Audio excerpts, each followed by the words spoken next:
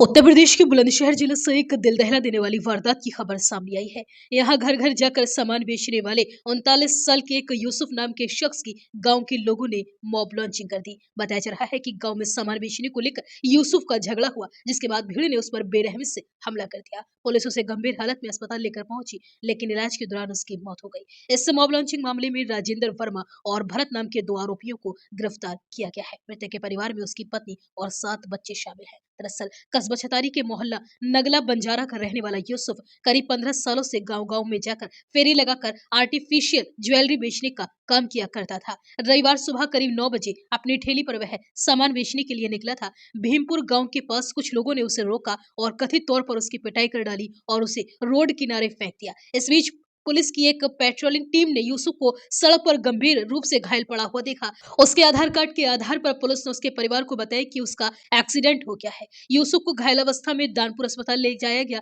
लेकिन वहां से उसे अलीगढ़ के जवाहरलाल नेहरू मेडिकल कॉलेज के लिए रेफर कर दिया गया।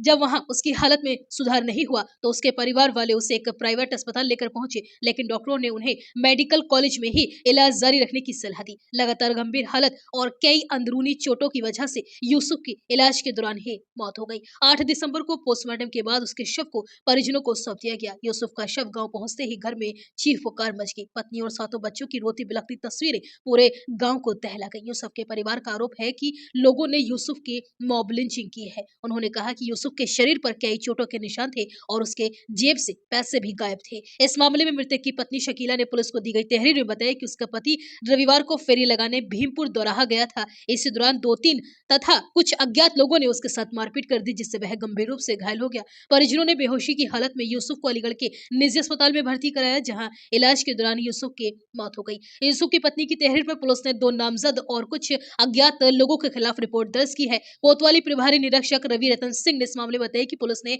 तुरंत कार्यवाही करते हुए राजेंद्र वर्मा और भारत नाम के 2 आरोपियों को गिरफ्तार कर जेल भेजा है। यूसुफ की हत्या के मामले में मंगलवार को कांग्रेस जिलाध्यक्ष जियाउर रहमान नगला बंजारा पहुंचे। घटना की निष्पक्ष जांच कर सभी दोषियों को जेल भेजने की उन्होंने मांग की। कांग्रेस जिलाध्यक्ष ने पीड़ित परिवार को 25 लाख रुपए की आर्थिक मदद की भी प्रशासन से मांग की है। एसपी देहात से मुलाकात के बाद जियाउर रहमान ने कहा है कि यूसुफ की भीड़ द्वारा जानबूझकर हत्या की गई है और माहौल बिगाड़ने का प्रयास किया गया है। उन्होंने आरोप लगाया कि पुलिस आरोपियों को गैर इरादतन हत्या का केस बताकर बचाने की कोशिश कर रही है, जो स्वीकार नहीं किया जाएगा। उन्होंने मुकदमे में हत्या की धारा बढ़ाने की मांग की और यह बताया कि मामला मॉब लॉन्चिंग का है, जिसे पुलिस दबाने का प्रयास कर रही है। उन्होंने पोस्टमार्टम रिपोर्ट के आधार पर कार्यवाही की आवश्यकता पर बल दिया। वहीं यूसुफ की अचानक मौत से उसके परिवार पर दुखों का पहाड़ टूट पड़ा है। उसके साथों बच्चे और पत्नी शकीला का अब रो रो कर बुरा हाल है। यूसुफ अपने परिवार का इकलौता कमाने वाला था।